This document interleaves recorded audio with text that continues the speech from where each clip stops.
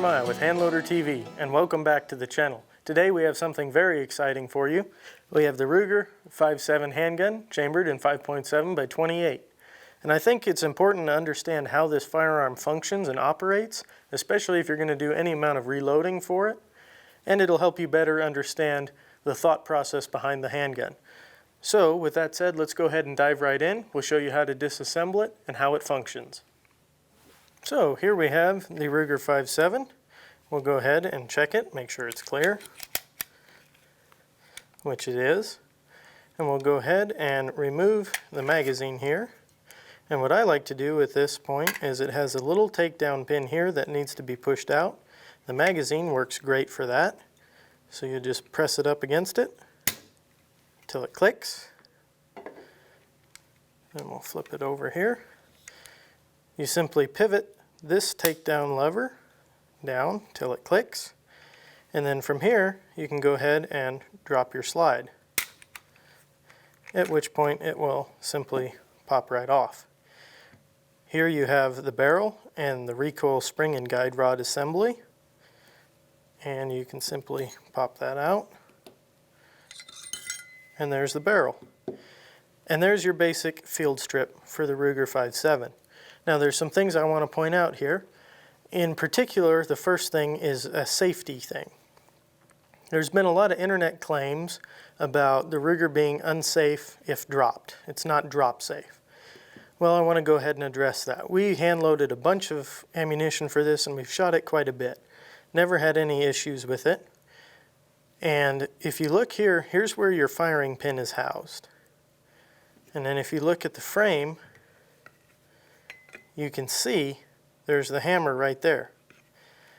There's a great amount of distance between the hammer and the firing pin, so that hammer has to travel quite a bit. And if this gun is even slightly out of battery, let's say it was dropped muzzle first, if it pushes the slide back even just a fraction of an inch, that hammer is incapable of reaching that firing pin. In addition to that, there's some safeties in place to prevent the gun from firing if it's dropped. There is no firing pin block, however there's really no need for one. This Ruger 5.7 is essentially a pre-cocked double action. Ruger calls it a secure action, and it's very similar to what's in the LCP. So it is drop safe in all of our tests, and we have experienced no issues in regards to safety with it. So with that being said, it functions as a delayed blowback firearm, and so how that works is you have the barrel and the recoil spring here, which I'll put back together. And so what happens is, under recoil, the firearm will send the barrel and the slide back at different velocities, causing a delaying action, and then as the barrel will eventually stop and the slide will continue, ejecting the spent cartridge case and then returning to battery. So there you have it, basic operating principles. And another thing to point out is the Ruger has an encased trigger bar, which I kind of like. It just prevents buildup of gunk or debris getting in there and causing a gummy trigger. Also, we tested this handgun with a Wheeler Engineering trigger pull gauge, and it broke at about 4.5 pounds, average of 5 pulls. So let's go ahead and put this back together. Get this guy lined up.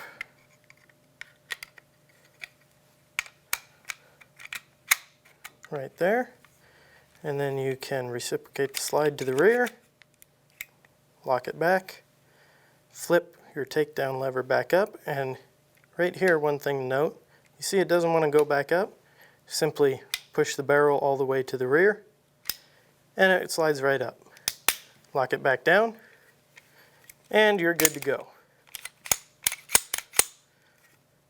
So there you have it, the basics of the Ruger 5.7. Okay, we got the Ruger 5.7 here, some steel downrange. Let's go ahead and see how quick and accurate I can run through this.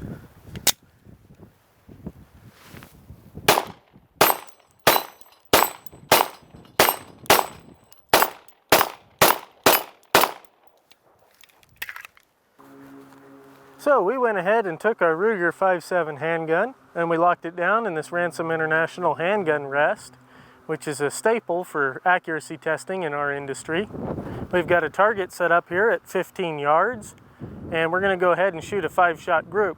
We've selected a load that functioned and worked well in both the Ruger 5.7 and the FN 5.7, and when we do our FN video, we'll be doing the same test. However, it's important to note that we'll be conducting this test today, so they'll both be tested on the same day in the same conditions. So with that said, let's go ahead and get started.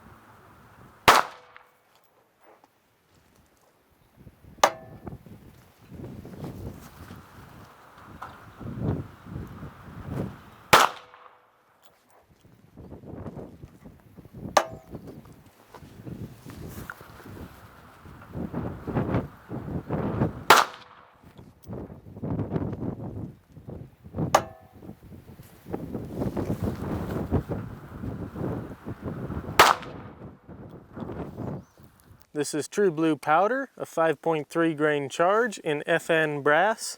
We're using a 40 grain Hornady VMAX, and we're loaded to an overall length of 1.580.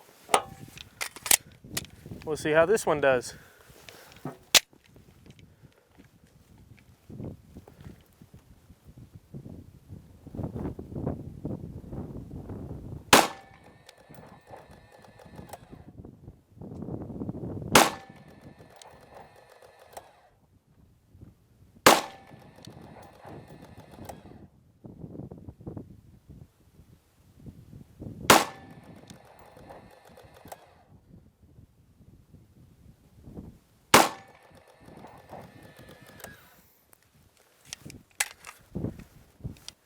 For this load, we used accurate number 7 powder and a charge of 7.1 grains, Sierra Soft Point Hornets 45 grain bullets, and CCI 400 primers, and an overall length of 1.490.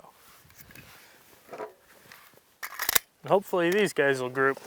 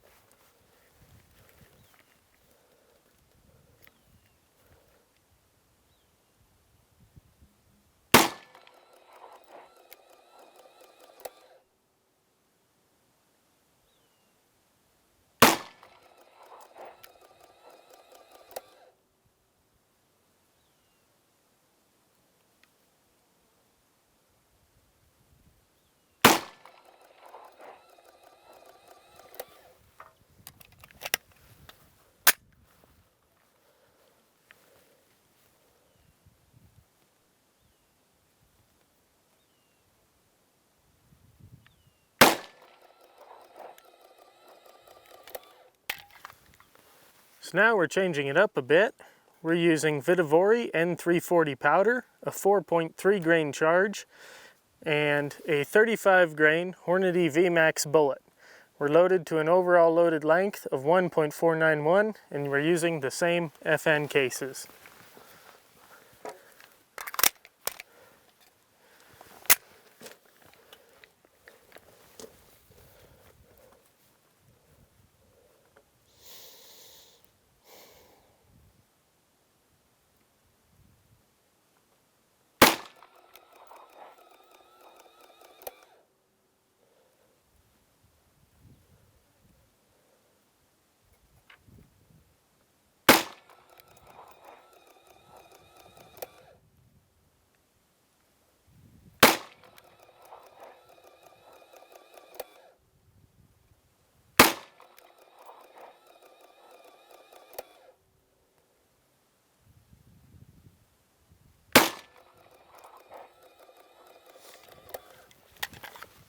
So here we've got accurate number 5 powder, a 5.3 grain charge, and we're using a 45 grain Sierra with CCI 400 primers and FN cases. See how they do.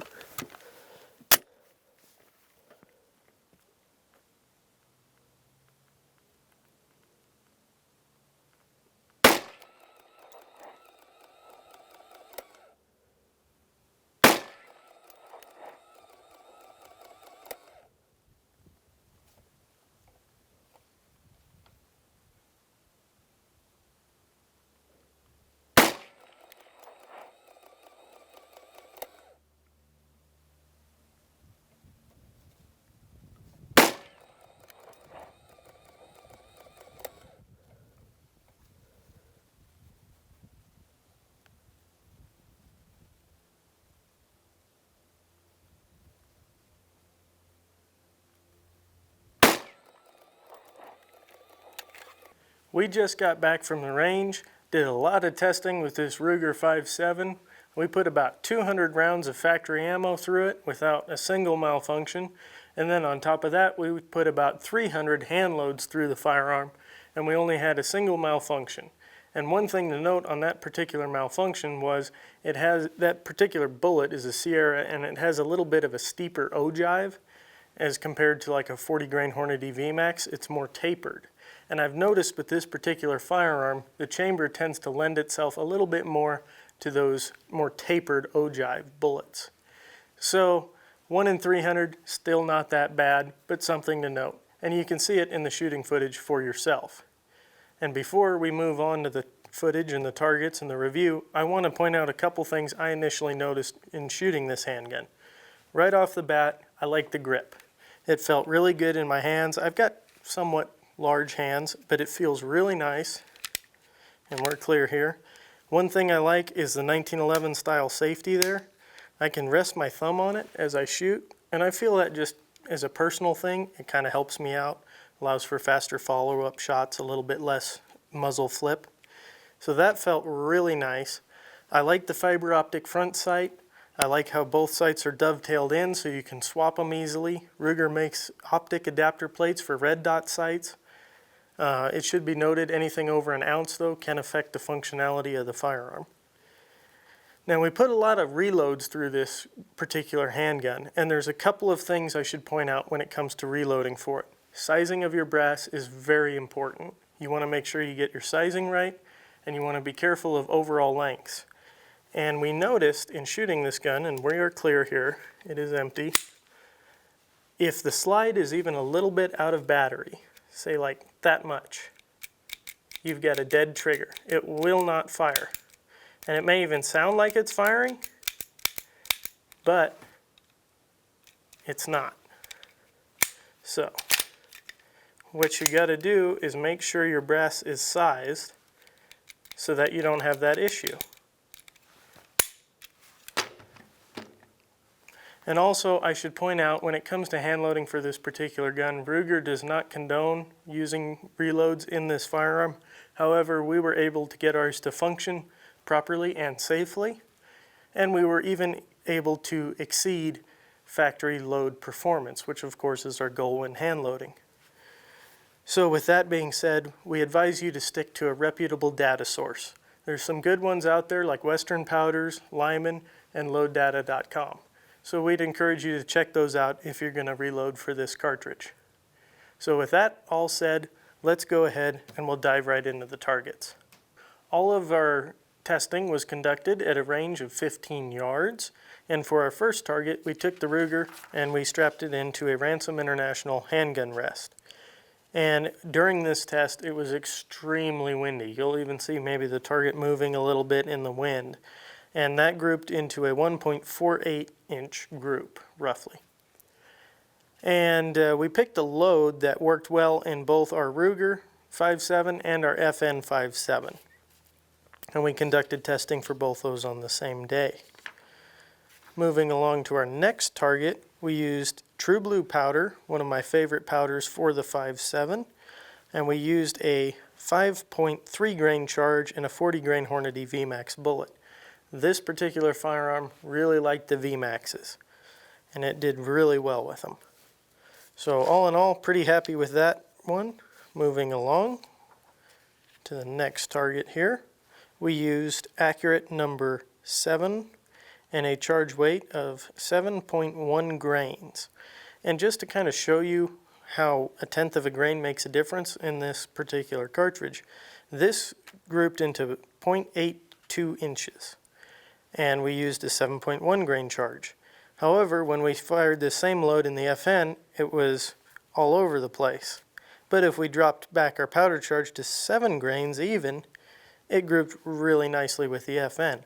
So work up your loads for your firearm. That's the moral of that story. Moving along, we changed it up a bit and we switched over to Vitavori N340 powder and a 35 grain Hornady VMAX. Remember how I said that this particular firearm likes the VMAXs? Well, here you go. 4 shots into 0.28 inches. Really good. And there is a flyer in there, and that one is on me. We did a lot of shooting that day, and I just happened to pull that shot. So with the flyer, it's 1.43 inches roughly. But all in all, good numbers and a good target. And for the final load here, we used a 45 grain Sierra Spitzer, and it grouped 1.42 inches. Not bad, not terrible, but all in all, I think the Ruger did really well. I'm very happy with its performance, and we took extra care sorting brass to make sure the head stamps and dates of manufacture matched. Did a lot of work, and it paid off with our end results. So the final thing I want to talk about this handgun is the trigger. It broke an average of 5 pulls at about 4.5 pounds on a Wheeler Engineering trigger pull gauge, which is pretty good if you ask me, especially in a handgun. It could be a little bit crisper, but all in all, I'm pretty happy with it. I feel the firearm lends itself very nicely for rapid sight acquisition and fast follow-up shots, light recoil, good fitment to hand. Personally, I really like it, and I think it's a keeper here on the channel. But we report and you decide, so it's up to you to determine whether this firearm's right for you. So we want to thank you for watching. We do appreciate it. Hit that like button if you like this video, and be sure to subscribe and hit that bell icon so you're notified when we post our next video. And until next time, good shooting and happy hand loading.